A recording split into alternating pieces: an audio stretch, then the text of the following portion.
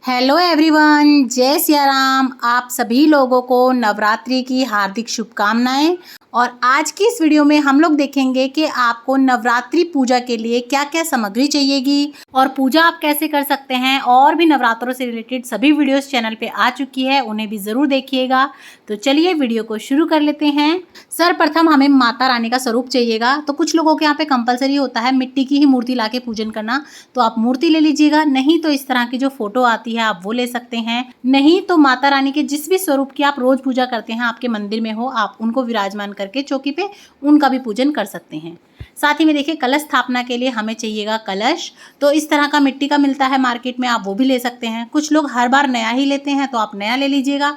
नहीं तो आपके घर पे जो भी धातु का कलश हो जो आप पूजा में यूज़ करते हो, आप वो भी ले सकते हैं। आप अपने घर का कोई लोटा वगैरह भी ले सकते हैं। तो देखिए, कंपलसरी नहीं है कि हर बार नया ही लिया जाता है। अगर आप लेना चाहते हैं, आपका सामर्थ्य अच्छा है, तो आप ले सकते हैं।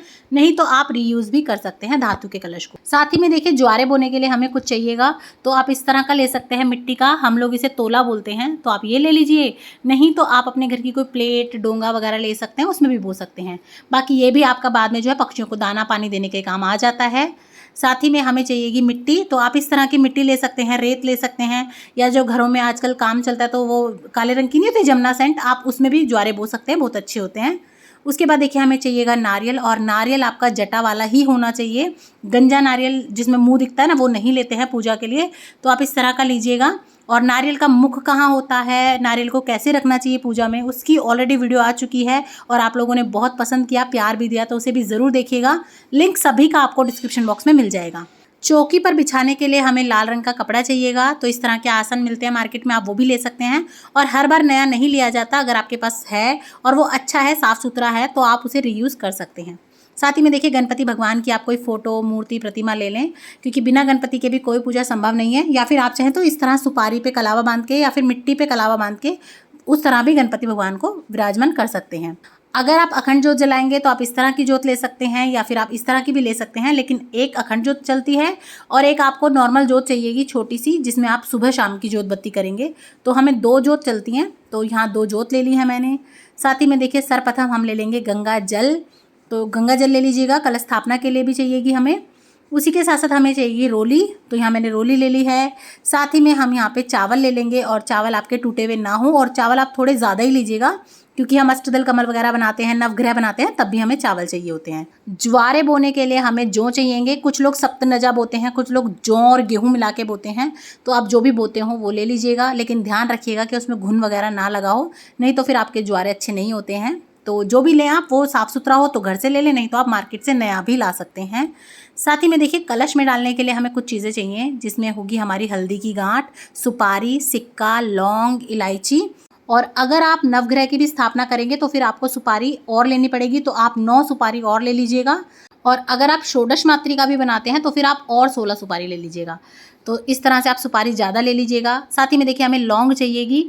तो देखिए, इस तरह की जो खंडित लौंग होती है ना, जिसमें फूल नहीं होता, वो हमें नहीं लेनी है पूजा में, इस तरह की फूल वाली लेनी है।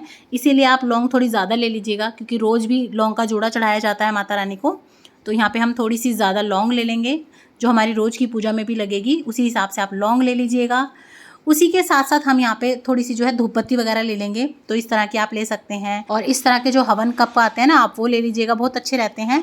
और जिन लोगों के पास करसी नहीं होती, यानी कि अग्यारी नहीं होती ना, वो लोग इसी पे ही हवन वगैरह भी कर सकते हैं रोज़। और इसी में गूगल लोभान वगैरह भी होती है, तो वो भी बहुत अच्छी रहती है। साथ ही में देखिए, हम यहाँ पे पंचमेवा का भोग ले लेंगे। आप मार्केट का बना बनाया ला सकते हैं, या कोई भी 5 मेवा मिला के आप पंचमेवा बना सकते हैं खुद भी।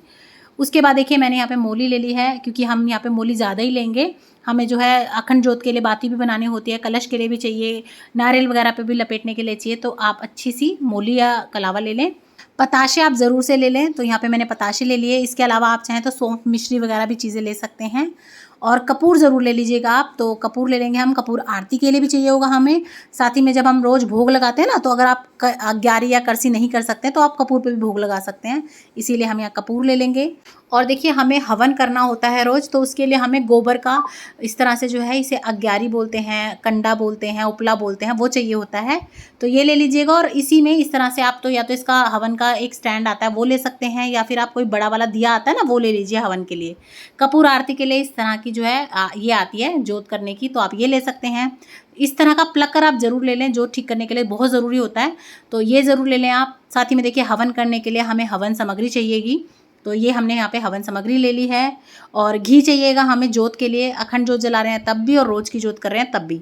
और अगर आप देसी घी नहीं ले सकते हैं तो फिर आप अपने हिसाब से तिल का तेल वगैरह या सरसों का तेल भी ले सकते हैं। साथ ही में देखिए हमें कुछ श्रृंगार का सामान चाहिएगा, तो आप अपने हिसाब से ले सकते हैं, चाहे तो 16 श्रृंगार की चीज़ें ले लें आप, चाहे तो आप 7 ले लें, 5 ले लें। तो इस तरह से कुछ सुहाग का सामान हमें ज़रूर से चढ़ाना है माता रानी पे, तो ये भी ले लेंगे हम। तो देखिए मैंने इसमें चूड़ी, बिंदी, मेहंदी, रोली, इत्र, सिंदूर, नेल पेंट, तेल सभी चीज़ें रख ली हैं। तो आप अपने हिसाब से सुहाग का सामान ले लें। साथ ही में देखिए माता रानी को ओढ़ाने के लिए एक चुन्नी ले लें आप, उनकी मूर्ति को, और हो सके तो आप एक साड़ी या चुन्नी इस सुहाग के सामान के साथ रख के भी दे दें। नहीं तो जो आप माता रानी को चुन्नी उड़ाएंगे ना वो भी आप दे सकते हैं, कन्या वगैरह को उड़ा के वो भी दे सकते हैं। तो देखिए यहाँ पे मैंने साड़ी ले ली है, आप अपने हिसाब से साड़ी या चुन्नी कुछ भी ले सकते हैं। और हमें एक चुन्नी और चाहिएगी, या तो आप चुन्नी ले लीजिए या फिर आप लाल रंग का 1.25 मीटर कपड़ा ले सकते हैं, जो कि हम अपने नारियल पे लपेटते हैं। तो आप चाहें तो उसके लिए भी चुन्नी ले सकते हैं, नहीं तो आप कपड़ा भी ले सकते हैं। तो इस तरह से आपको 2 छोटी चुन्नी चाहिएंगी, एक अपनी मूर्ति के लिए और एक अपने नारियल के लिए। तो यहाँ पे हमने चुन्नी भी ले ली है। और अगर आप षोडश मातृका भी स्थापित करेंगे तो फिर आप गेहूँ लेंगे, और अगर आप षोडश मातृका नहीं बना रहे हैं तो फिर आप गेहूँ को स्किप कर दीजिएगा। तो यहाँ पे मैंने गेहूँ भी ले लिए हैं। साथ ही में हम जनेऊ ले लेंगे, तो गणपति भगवान को जनेऊ अर्पित करेंगे, अपने कलश को जनेऊ अर्पित करेंगे, तो आप 2 जनेऊ ले लीजिएगा। तो हमने यहाँ पे जनेऊ ले लिए हैं, और नहीं तो फिर आप कलावा भी चढ़ा सकते हैं। साथ ही में देखिए सुबह शाम की जोत के लिए आपको छोटी जोत भी चाहिएगी इस तरह की, तो आप ये ले सकते हैं, नहीं तो आप रुई से बना भी सकते हैं। और आप पान के पत्ते लेंगे तो 2 पान के पत्ते लीजिएगा, एक तो आप कलश पे स्थापित करेंगे वो, और एक से हमें जो है माता रानी को भोग लगाना होता है। साथ ही में देखिए हम पल्लव लेंगे, तो यहाँ पे हम 5 पल्लव ले लेंगे, आम के ले सकते हैं, अशोक के ले सकते हैं, या फिर आप पान के भी ले सकते हैं। कुछ फूल ले लेंगे हम माता रानी को चढ़ाने के लिए, श्रृंगार करने के लिए फूलों की माला ले लेंगे। तो इस तरह से जो है फूल वगैरह ले लें। और ये जो पान के पत्ते आपके होते हैं ना, वो खंडित नहीं होने चाहिए, टूटे हुए ना हो, डंडी वाले हों, डंडित टूटे हुए नहीं होने चाहिए आपके, ध्यान रखिएगा इस बात का। और आप चाहें तो जो मीठा पान बना बनाया आता है ना, जो पनवाड़ी की दुकान पे मिलता है, खाते हैं, आप वो भी ले सकते हैं, आप उसका भी माता रानी को भोग लगा सकते हैं, बहुत अच्छा रहता है। साथ ही में आप फल ले लीजिए, आप चाहें तो 2 फल लें, 5 फल लें, जितने भी चाहें आप फल ले सकते हैं पूजा में अपने चढ़ाने के लिए। उसी के साथ साथ हम थोड़ी सी दक्षिणा भी ले लेंगे, तो आप अपनी यथाशक्ति अनुसार दक्षिणा रख लें।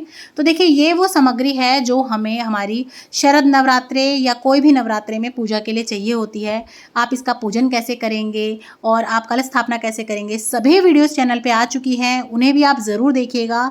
और अगर आपको वीडियो पसंद आती हैं तो लाइक कीजिएगा, ज़्यादा से ज़्यादा शेयर कीजिएगा अपने फ्रेंड्स एंड फैमिली के साथ। और अगर अभी तक आपने चैनल को सब्सक्राइब नहीं किया है तो प्लीज़ सब्सक्राइब कीजिएगा, और कमेंट बॉक्स में जय माता दी का जयकारा लगाना बिल्कुल ना भूलें।